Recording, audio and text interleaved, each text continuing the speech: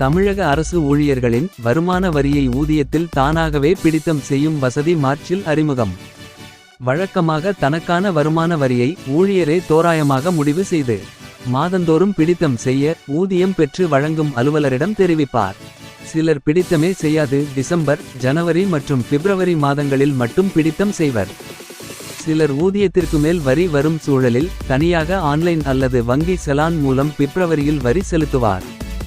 ஆனால் கடந்த சில ஆண்டுகளாக ஒவ்வொரு காலாண்டிலும் முறையாக வருமான வரியை வசூலிக்க வருமானவரித்துறை கருவூலங்களை அறிவுறுத்துகிறது. இதை பின்பற்றாத ஊதியம் பெற்று வழங்கும் அலுவலர்களுக்கு அபராதம் விதிப்பதும் கடுமையாக்கப்பட்டுள்ளது.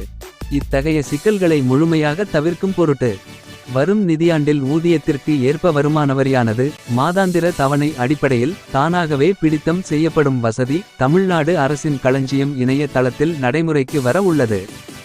இதன்படி வரும் ஆண்டிற்கான ஆண்டு ஊதியத்தை வைத்து ஊழியருக்கான வருமான வரி எவ்வளவு என்பதை தோராயமாக களஞ்சியம் மென்பொருளே கணக்கீடு செய்து விடும். அதிலிருந்து மாதாந்திர தவணையை மதிப்பிட்டு மாதந்தோறும் தானாகவே பிடித்தம் செய்துவிடும். ஊதிய உயர்வு மற்றும் அகவிலைப்படி உயர்வின் போதும் அதற்கேற்ப வரியில் மாற்றம் ஏற்படும். அதன் முதல்படி ஊழியர்கள் தங்களுடைய வருமானம் வரி எம்முறையில் கணக்கீடு செய்யப்பட்டுள்ளது என்பதை முன்கூட்டியே முடிவு செய்து மார்ச் 10ஆம் தேதிக்குள் களஞ்சியமில் பதிவேற்றம் செய்ய வேண்டும். எந்த முறையில் என்று தெரிவிக்கவில்லை எனில் தானாகவே புதிய வரி விதிப்பு முறையில் கணக்கிடப்படும். டிசம்பர் மாதத்தில் இந்த வரி திருத்தங்களில் மாற்றம் செய்து கொள்ள வாய்ப்பு வழங்கப்படலாம் என்றும் தெரிவிக்கப்பட்டுள்ளது. எனவே பழைய வரி விதிப்பு முறையை தேர்வு செய்ய விரும்புவோர் தங்களது வரி தொடர்பான சேமிப்புகளை தோராயமாக கணக்கிட்டு முடிவு செய்ய வேண்டிய நிலை ஏற்பட்டுள்ளது.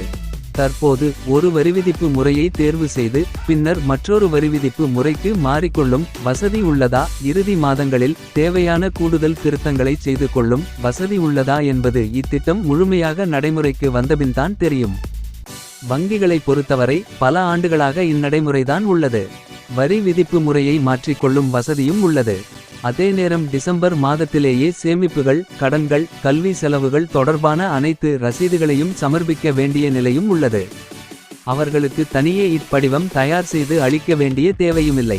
அந்த மென்பொருள் மூலமே படிவம் 16A மற்றும் 16B என அனைத்தையும் வங்கி ஊழியர்கள் தங்கள் உள்நுழைவு மூலம் இருந்த இடத்திலேயே பெற்றுக்கொள்ளலாம். அத்தகைய முழுமையான வசதி களஞ்சியத்தில் இருக்குமா என்பது திட்ட செயலாக்கத்திற்கு பின்பே தெரியவரும். இவையெல்லாம் இருக்குமெனில் ஆடிட் கன்சல்டன்சி மூலம் TDS மற்றும் ஃபார்ம் 16 பணியை மேற்கொள்ளும் ஊழியர்களிடமிருந்து தனியே பணம் வசூலிப்பது முற்றுப்பெறும்.